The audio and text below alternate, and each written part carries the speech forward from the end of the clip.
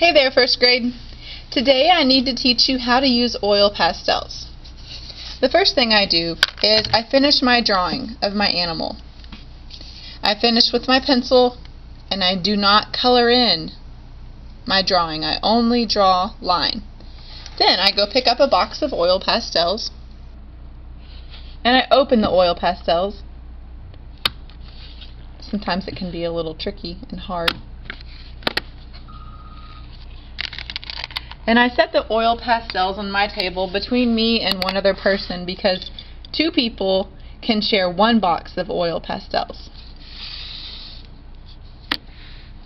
Now you can see I've already started on this cat a little bit, and I've been using this orange. So here's how I use oil pastels. I take one orange oil pastel and I trace on top of the pencil line. I'm not pressing hard because we all know that if I press hard, my oil pastel will break. And then I trace a second time. And I do this to make it darker. Sometimes I do it 3 times.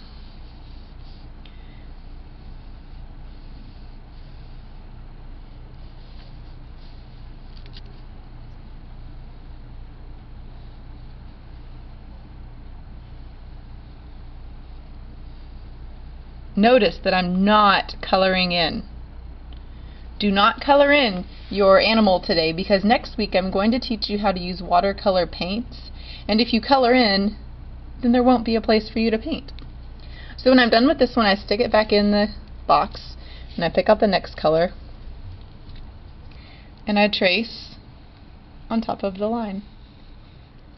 1 time, 2 times, and 3 times if you want, but 2 times is good enough on that one.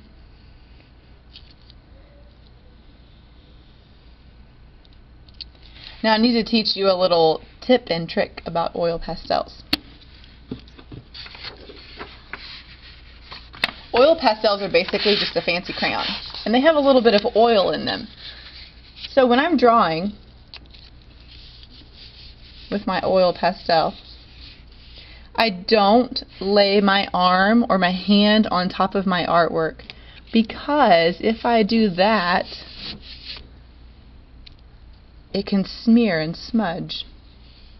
And that's what I don't want on my artwork.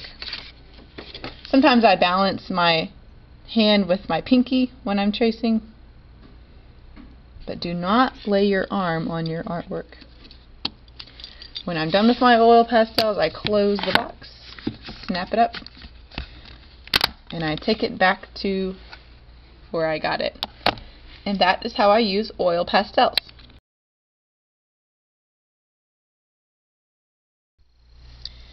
Now I'm going to teach you how to use watercolor. When I use watercolor, I get my station set up with my paints and my cup of water with my brush, and I get my brush a little bit wet and I hold my brush on the grip. And when I tap off the water, I don't tap it hard like this.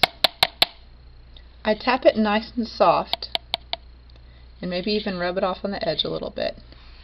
And then I mix water in with my paint until it starts to look really wet. Sometimes that takes a couple of dips of water.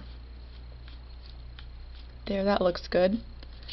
Now I'm going to make sure I dip my brush and get it soaking with color. And I hold my brush on the grip and I paint.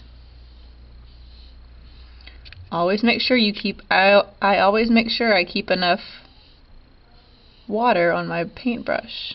If I don't, it starts to dry out.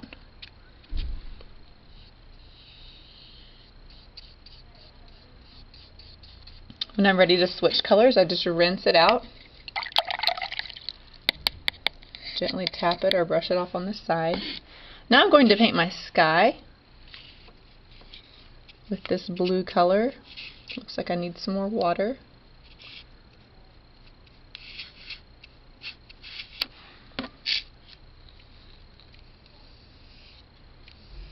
I'm being super careful not to get into the orange part because I don't want my orange and my blue to mix.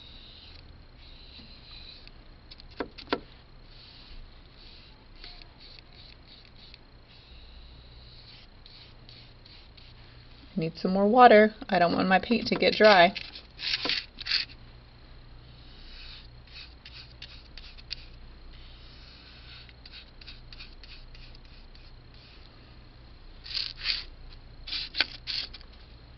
Notice how I'm painting all of my paper. I'm not leaving any white space, because artists don't leave white space, not even in the sky.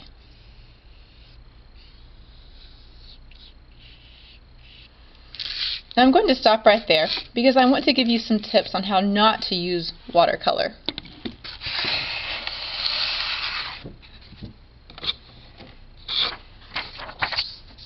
Here's how I don't use watercolor.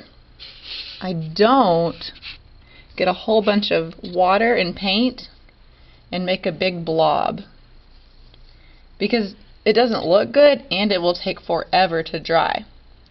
That's what I don't do. Also, this is what I don't do. If I just stick my brush in the paint with no water and try and paint, it just looks really sloppy. That's what I don't do. I want to make sure that I have enough water in my paint and that I can paint nice and smooth. This is what I don't want, and this is what I don't want. This is what I want. And that is how I use watercolor paints.